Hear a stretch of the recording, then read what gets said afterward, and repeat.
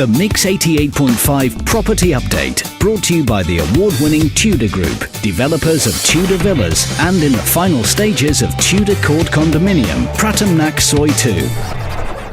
The Tudor Group, Thai lifestyle, European standards.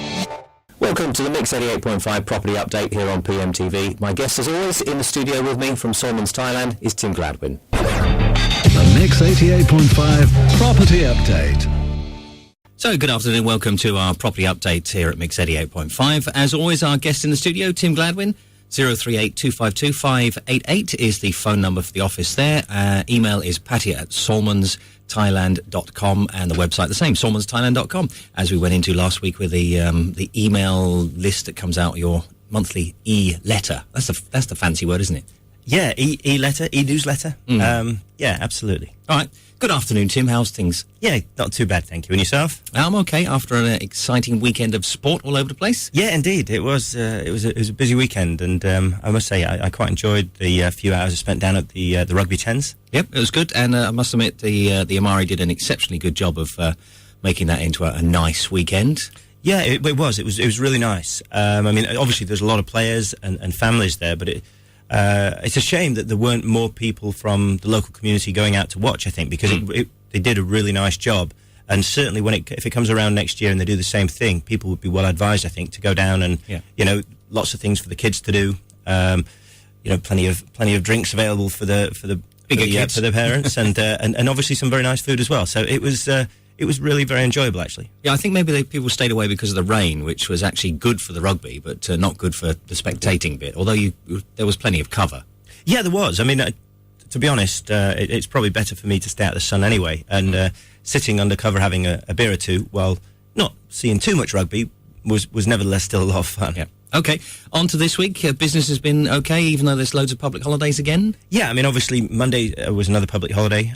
For me, personally, my son was off school Tuesday as well because the teachers needed a training day. I'm never quite sure why the teachers don't have training days during their many months of holidays. Yes. But anyway, they had an extra day off for a teacher training day on Tuesday. So that obviously means that I'm a little bit tied up with that. But everything back to normal now. It's fair to say that the market has continued to press ahead very nicely. Obviously, we talked last week about the response to the e-newsletter and that it was very positive. A lot of people looking at a lot of different properties, expressing interest in a lot of different properties. And yeah, over the course of last week, that interest has continued, and it's genuine interest. People moving forward with deals, and everything seems really quite positive right now. Obviously, it could be better, and I'm certainly not saying that the market is booming like it once did here in Pattaya, but it's doing pretty well. And my sense is that it's all part of a steady improvement. We can go back, I guess. The global economic downturn, or this one, sort of started in 2008, I think it was. Yeah. And obviously, initially we had quite a significant downturn. The world was in a really bad place, and while it wasn't an Asian problem, obviously the fallout was quite significant, and the market here obviously had a relatively extended, very tough time of it.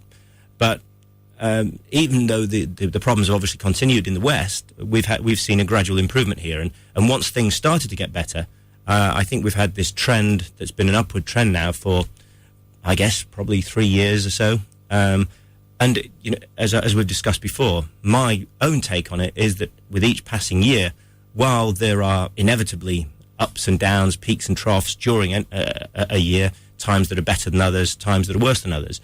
Overall, if you looked at the sort of graph that you see on the office wall in the cartoons with the jagged line going upwards, that's how the market has been, to my mind, over the last 3 to 4, I guess, the last 3 years. Yeah. It's gradually got better. Every year has been a little bit better than the last one. Obviously, we've talked about the great success of off-plan condo sales over the last 2 to 3 years. That's been really quite amazing. But I'm thinking more here in terms of secondary market properties, and certainly, there has been this gradual improvement. And I think, if you look at the signs, if you look at the market, whilst obviously we don't have any crystal balls, the likelihood appears to be that trend will continue. Yes, I'm just got the crystal balls in my mind at the moment. Now I need to get rid of that one. Get that crystal balls out your mind. Crystal ball, okay, I could only be balls, yes.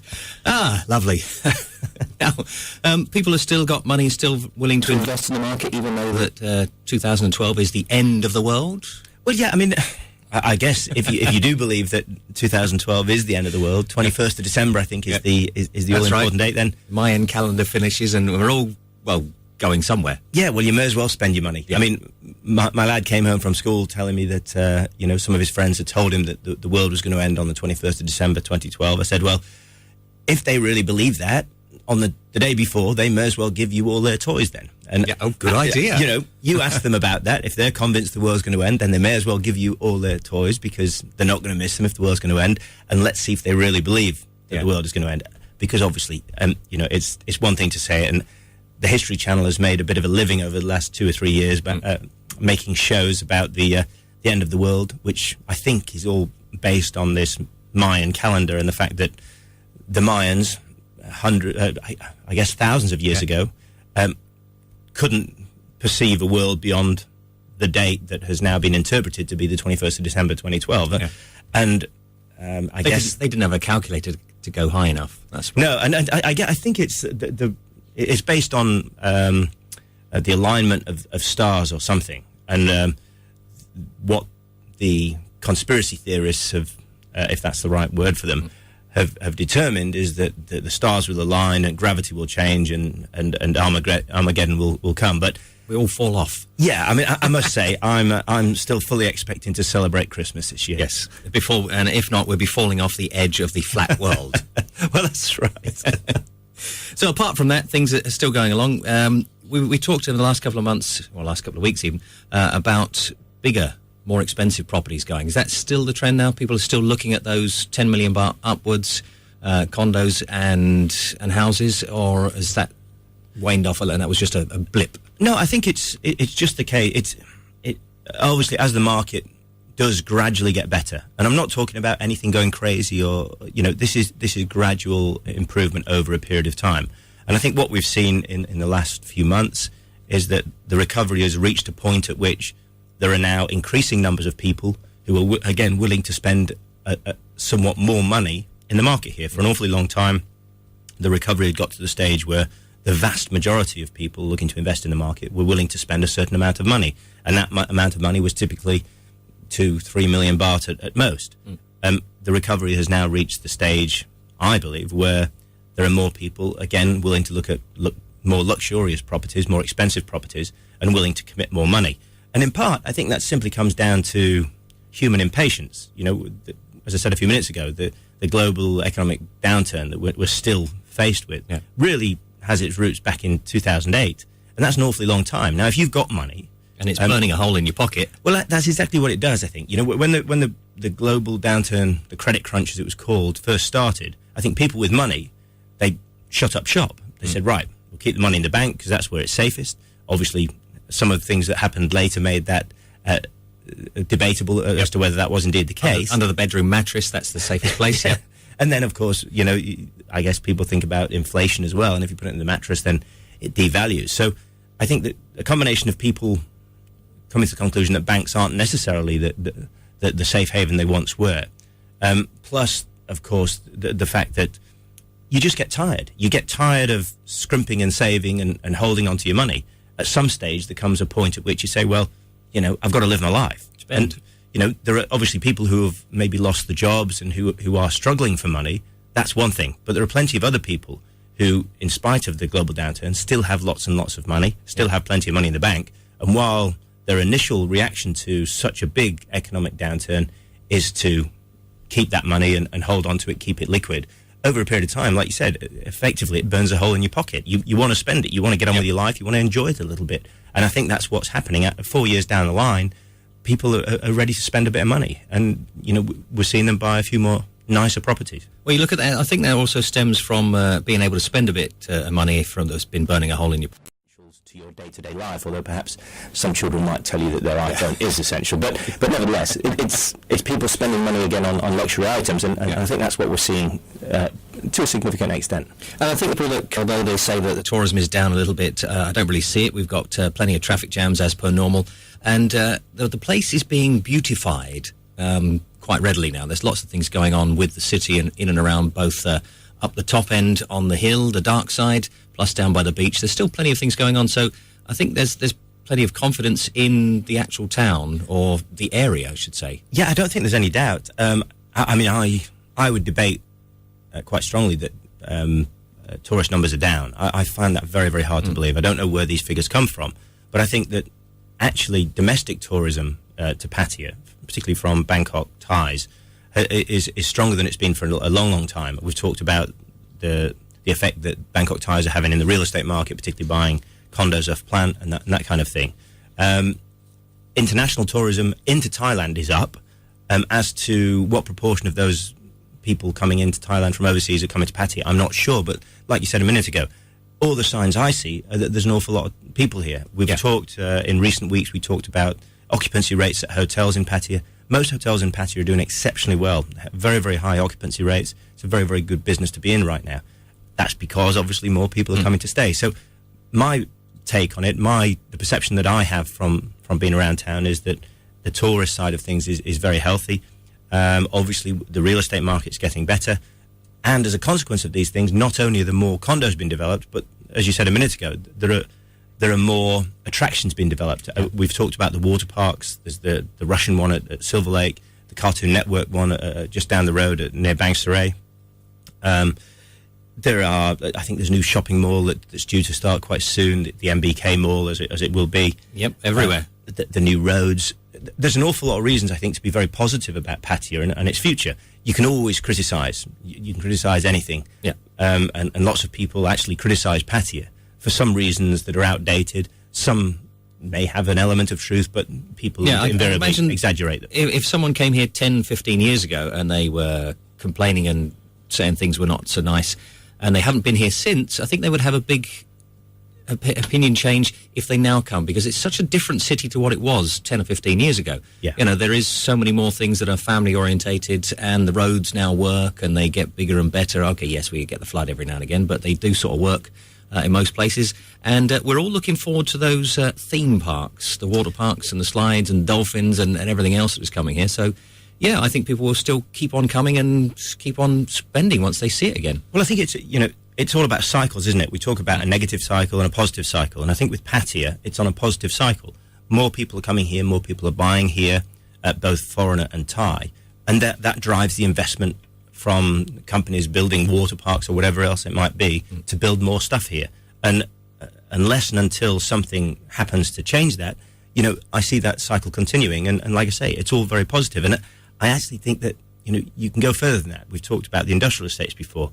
More and more big companies from around the world are coming into the region to manufacture, bringing more executives here, bringing more jobs here outside of the tourist industry, all of which leads to Pattaya becoming much more of a three-dimensional city, a city with more strings to its bow. So, I certainly don't want to get carried away, and I don't think I'm someone who sort of gets overly excited unnecessarily, but I do look at what's happening here, and I think you have to say objectively that there's an awful lot of positive things to look at, and you have to say that in the absence of something happening to stop that, the outlook is very strong. Yeah.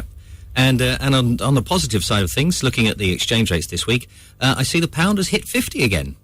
Yeah, it's been a while. Yeah. It's been a while, and I think we did predict that like the last couple of weeks, saying it's probably going to hit 50, but I don't see it going much more than that. Yeah, I think in the past we talked about there being a glass ceiling these days, 52, 53.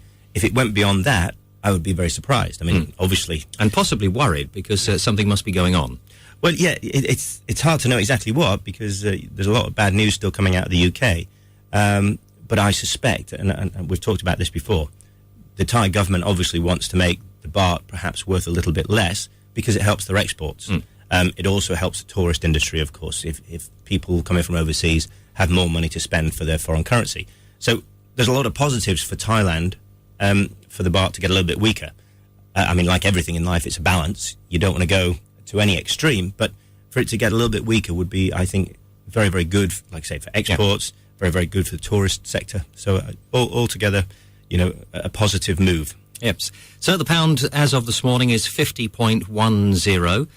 The US dollar gone up as well from 30.9 last week to 31.04.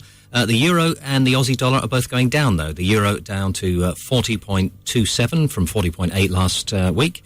And the Australian dollar, which we never know what's going on, 31.2 against 31.9. Little bit of change there. So I think obviously with the situation in Greece becoming uncertain again, I guess that's got something to do with the euro losing ground. Obviously, they're talking about the new government. The new government's talking about not accepting the austerity measures and not accepting the bailout, though, isn't it? Well, maybe, but here we go. We're going to give all your money back. Yeah, the problem is sovereign states. If they do what they want, what do? Do you go to war? How do you? The fact of the matter is, I think it's probably short-sighted by Greece, because if you're in a situation where no one will sell to you and no one will lend you any money, then life on the streets in Athens and the rest of Greece will probably become very tough. Yes, not so good.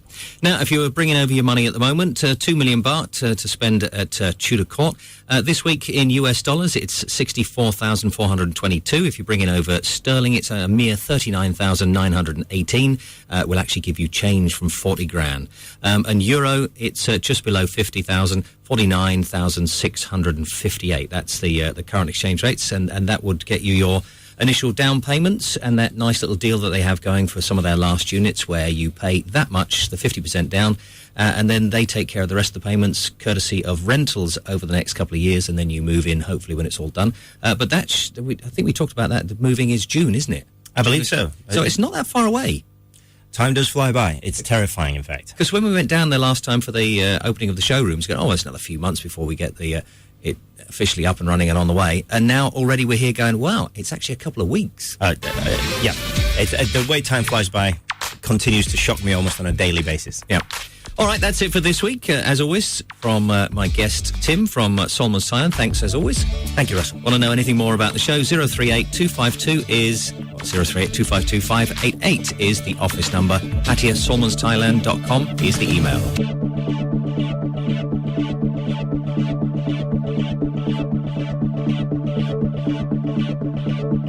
That's it for this week. We'll see you same time, same place next week for another edition of the Property Update.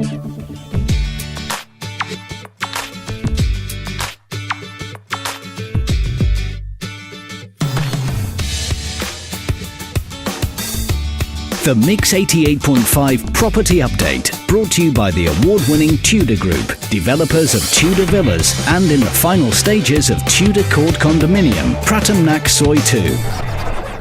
The Tudor Group, Thai lifestyle, European standards.